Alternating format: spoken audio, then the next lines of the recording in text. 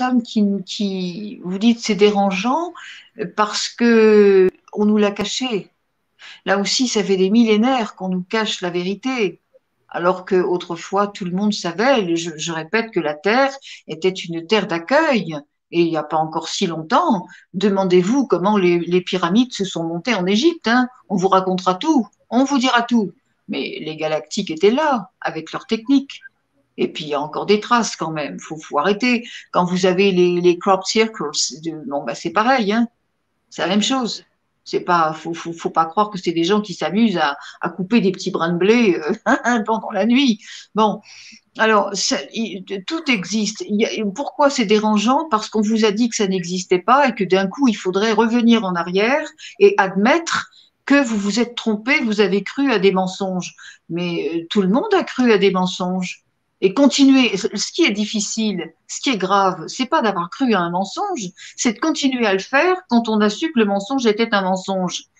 Et c'est pas parce qu'on continue à croire à un mensonge qu'il va devenir vrai. Donc finalement, ça peut être dérangeant parce que ça fait peur, parce que c'est l'inconnu, parce que comment nous a-t-on parlé des extraterrestres? J'aime pas ce terme parce que c'est justement, on en a parlé en les démolissant. C'était les petits hommes verts, c'était les petits hommes gris, c'était les films de science-fiction où ça finit toujours mal parce que les extraterrestres sont toujours des grands prédateurs, etc. Mais alors, ce qui est quand même intéressant, c'est que les gens ont peur des galactiques qui sont très lumineux, qui ne veulent que effectivement le bien-être de tout le monde. Et alors, par contre, les vrais reptiloïdes, les vrais prédateurs, les vrais extraterrestres prédateurs, sous prétexte qu'ils sont habillés en humains, alors ceux-là, on leur donne tous les crédits et même on vote pour eux et on les met au pouvoir dedans. C'est incroyable. C'est quand même incroyable. Ça, c'est exactement comme certains virus, hein, dont on ne donnera pas le nom, même si on est sur une chaîne libre. Voilà, on nous dit qu'il existe un virus. On l'a pas vu, il y a personne qui tombe dans la rue. On l'a pas vu, mais tout le monde a peur. Et quand on vous dit il y a Dieu, qui c'est l'énergie de l'amour, c'est l'énergie du bien-être, c'est l'énergie de l'abondance, c'est l'énergie de la connaissance. Ah ben oui, mais on l'a pas vu, alors on peut pas y croire. Ah ben j'ai rien vu, donc il s'est rien passé. Bizarre, non? Ben oui, je sais, mais bah, fallait pas m'inviter à ce moment-là. Ah, je me plains pas, moi. Je suis sûr personne se plaint. Ah, ouais, c'est vrai. Alors les galactiques, justement, si des personnes sages, comme vous dites, en parlent, ben, posez-vous la question, est-ce que ce sont vraiment des humains eux aussi?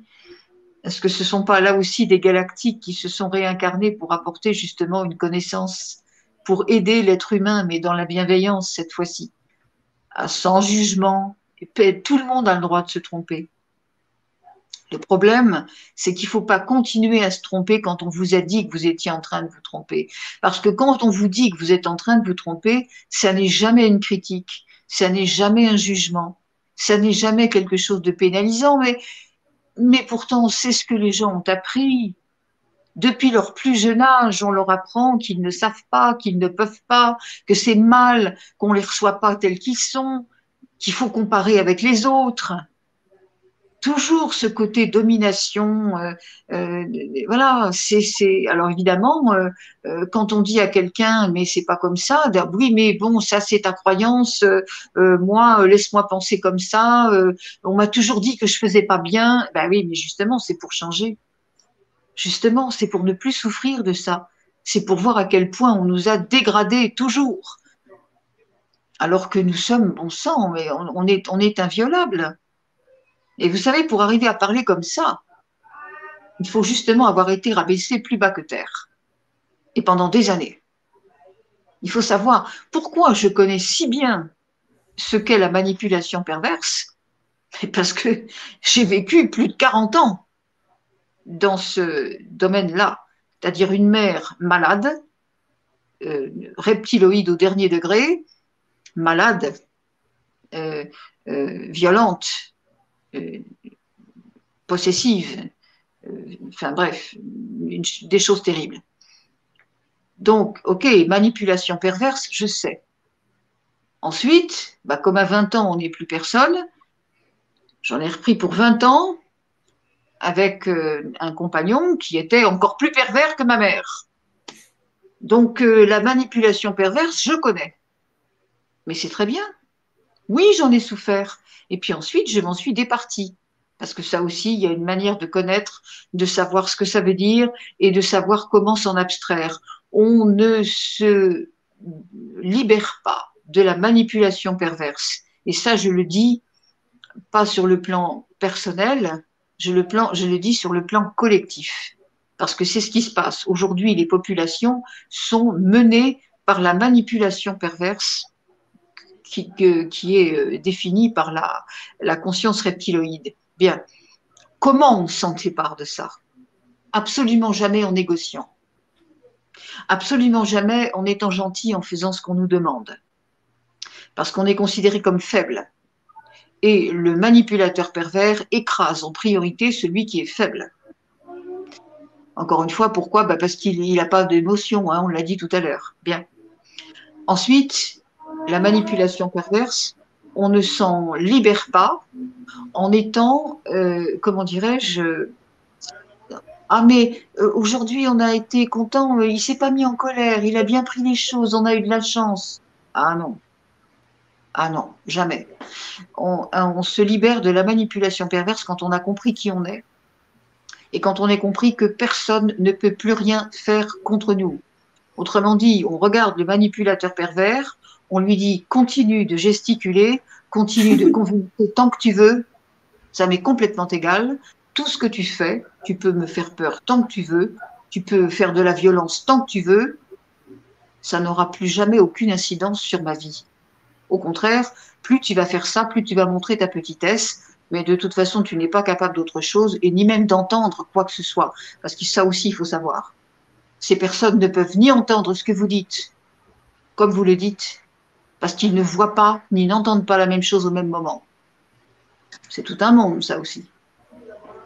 Donc, vous voyez, on s'en va toujours sur des prolongements dans tous les sens. Vos questions sont très... voilà. En fait, c'est ça finalement qui est un petit peu troublant, c'est qu'on fait une expérience en croyant que ce qu'on pense est vrai. Et cette Oui, expérience qu'on fait, comme on est justement, je veux dire, on utilise des grands mots, des très grands mots, mais comme on perçoit la plupart des trucs qu'on perçoit en croyant que c'est comme ça, c'est très dur de sortir de la croyance et de rentrer dans la vie. Autrement dit, parce ce que qui vous fait le battre dites. le cœur. Mais bien sûr, parce que c'est comme ça qu'on a été conditionné, moi comme tant d'autres. Et cette éducation, justement cette école, dans le truc là, dans lequel on nous a collé justement, on nous a englués dans des trucs, s'en dépatouiller pour la vaste majorité d'entre nous, ça semble mission impossible. On ne sait pas comment faire. On se lève le matin, c'est en mode automatique. Il n'y a aucune autre perspective que celle de fonctionner comme on a été conditionné à le faire. Et donc, Parce que le vous le fait dites. d'im- Pardon? Parce que vous Parce le que, dites. Parce que vous l'affirmez. eh oui, Attention, l'affirmation, c'est quelque chose. C'est pour ça qu'on dit, dans n'importe quel contexte, il faut se rappeler qui on est et l'affirmer. Dans n'importe quel contexte. Parce que on ne peut pas se permettre, on ne peut pas se permettre de continuer à abdiquer sans arrêt. Là, quand vous dites c'est difficile, ben, vous venez de le dire, c'est difficile. Tant que vous le dites et tant que vous le pensez, ce sera difficile. Quand vous dites je suis, dans ma divine présence, je suis, j'affirme que ce que je vois, s'il y a une distorsion, s'il y a une souffrance, s'il y a quelque chose qui ne va pas, c'est forcément une contre-vérité. Ça n'est pas la vérité du Créateur. Donc c'est un mensonge. Donc je continue de croire à un mensonge. Et à ce moment-là, en toute humilité, on s'interroge. D'où vient cette idée? Pourquoi c'est comme ça? Et là, on va raccrocher à des choses qu'on a vécues tout petit déjà. Parce que tout ce que l'on vit aujourd'hui, c'est ce qu'on nous a appris, c'est aussi les modèles qu'on nous a donnés. C'est comme ça qu'on a éduqué notre mental, c'est comme ça qu'on a programmé nos cellules, nos neurones. Mais tout est réversible, toujours et tout le temps. C'est ça que les gens ne veulent pas croire. Comme vous dites, je crois ce que je vois, mais c'est bien ça qui perd le monde. Justement, c'est être capable de pouvoir penser au-delà du petit esprit, au-delà du moi. Et on n'a pas besoin pour cela d'avoir de l'imagination, on n'a pas pour cela, parce que c'est encore, l'imagination c'est encore le mental de toute façon, c'est véritablement le lâcher prise là pour le coup. Lâcher prise, ça veut dire j'abandonne, j'abandonne. Et là aussi, il y a des images. Ça veut dire l'être humain qui ne peut plus marcher. Il croule sous le poids, il porte des sacs de pierre. Il peut plus. Il a marché dans sa jeunesse, mais maintenant il peut plus porter. Alors il est là, il est enfoncé dans le sol, il peut plus marcher. Et la porte de la lumière s'ouvre devant lui, et on lui dit, mais c'est libre, va, entre dans cette lumière. Il dit, je ne peux pas, je peux pas marcher. Et on lui dit, mais la moindre des choses, c'est de quitter. Quitte tes sacs de pierre, pose-les par terre. Et là, il répond, je ne peux pas. Je ne peux pas parce que ces sacs de pierre, c'est toute ma vie. C'est tout ce que je suis.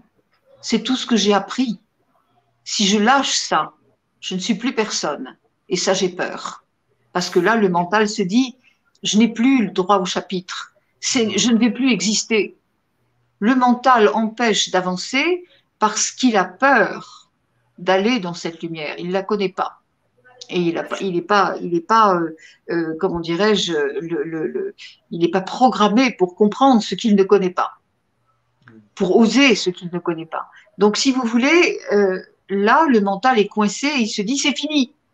Et quand on va commencer à sevrer le mental, c'est ça aussi qui fait peur aux gens, c'est que dès qu'ils vont commencer à sevrer le mental, ils ont affaire à un drogué en manque. Donc, ils s'en sortent plus. Oui, oui, c'est plus fort que moi. Non, c'est pas plus fort que vous. C'est parce que vous laissez que ce soit plus fort que vous. C'est impossible. Et là, on revient à ce qu'on a dit tout à l'heure. Tout de suite, on rentre dans le cœur. On redescend dans le cœur. Et là, c'est fini, on est à l'abri. On est comme derrière le mur de tout à l'heure. C'est terminé. On lâche tout. Faites cette expérience, ne serait-ce que pendant quelques toutes petites minutes. Fermez les yeux et oubliez qui vous êtes. Vous le reprendrez tout à l'heure à la sortie, mais pendant 2 minutes, oubliez tous vos soucis. Je suis un homme, je suis une femme, je travaille, j'ai des enfants, peu importe. Tous les soucis. Qu'est-ce qui va rester? Il va rester La vie. l'âme, le noyau, l'intérieur, la vérité, il va rester. Et là, cette vérité, est-ce qu'on peut la tourner? Non. Est-ce qu'on peut lui mentir? Non. Est-ce qu'elle a peur? Non. Est-ce qu'elle a une religion? Non. C'est tout. C'est la vérité.